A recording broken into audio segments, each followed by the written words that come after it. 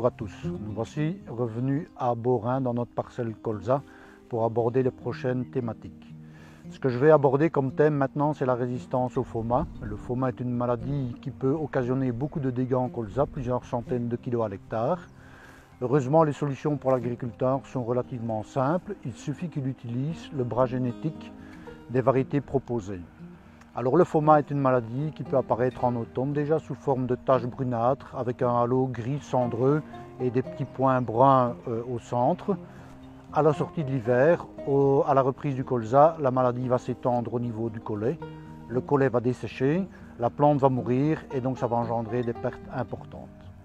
Alors, comment lutter contre le FOMA? Il suffit de choisir dans la liste proposée des variétés cataloguées TPS, donc TPS pour très peu sensibles.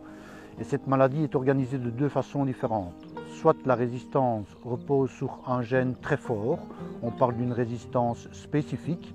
Ce gène est très fort, il n'y a pas apparition de symptômes à l'automne. Par contre, comme il y a un seul gène qui lutte contre la maladie, il est potentiellement contournable par celle-ci. Deuxième façon pour les plantes de résister au FOMA, c'est d'utiliser plusieurs gènes. Alors à ce moment-là, on parle de résistance quantitative. Dans ce cas-là, on peut voir quelques symptômes apparaître à l'automne, mais la plante contrôle la maladie et il n'y a pas de propagation de celle-ci et donc une lutte efficace contre le FOMA. Donc retenez, utilisez des variétés TPS, soit avec une résistance spécifique, soit avec une résistance quantitative. Le but à l'avenir pour l'imagrin, c'est de proposer des variétés qui cumulent les deux niveaux de résistance. Donc à la fois une résistance spécifique forte, qui éventuellement, si elle est contournée par la maladie, le colza mettra en place un deuxième niveau de résistance qui va être la résistance quantitative. Donc voilà, solution facile, aisée pour l'agriculteur, choisir des variétés cataloguées TPS. De ce côté, l'agriculteur, pour lutter contre le FOMA, va devoir entreprendre différentes actions. Donc les principales, c'est d'adapter la rotation du colza, donc pas revenir trop souvent sur les terres, essayer de retenir un rythme de tous les 4-5 ans. S'il y a eu du colza cultivé sur la terre, c'est de bien enfouir et broyer les résidus du colza, les pailles du colza, et ainsi limiter la propagation de la maladie dans l'environnement. Bien respecter les dates de semis et les densités de semis. Donc ça, ce sont les bras de levier pour l'agriculteur. Moi, je vais vous parler d'un deuxième thème important en ce moment-ci, c'est les variétés limagrin, les atouts limagrins des variétés N-Flex.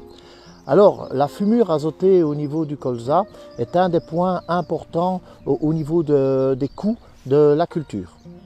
Qu'est-ce qu'on constate depuis quelques années? On a un allongement au niveau du printemps de la période de sécheresse. Il faut savoir que la fumure azotée au niveau du colza requiert quand même des données très techniques. Donc, il y a évidemment le type d'azote utilisé, les périodes d'apport qui peuvent être soit une période où, par exemple au printemps, quand on a des périodes trop sèches, où là on va avoir évidemment l'utilisation de l'azote qui va être réduite, ou alors également donc on peut avoir des périodes plus humides. Il y a également des contraintes qui sont dues au niveau législation, au niveau de l'apport et des réductions au niveau des azotes. Donc les variétés N-Flex, ce sont des variétés qui ont été sélectionnées au niveau de chez Limagrin sur des utilisations, des efficiences importantes au niveau de très bonnes efficiences au niveau de l'utilisation de l'azote.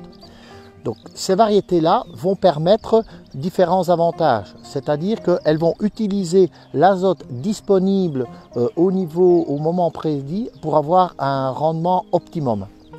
Ce que je dis bien également au niveau de l'agriculteur, c'est que les besoins azotés globaux au niveau de la culture restent les mêmes. Donc il n'est pas question nécessairement de réduire l'azote, mais simplement on a une meilleure efficience au niveau de la variété. Quels sont donc les avantages?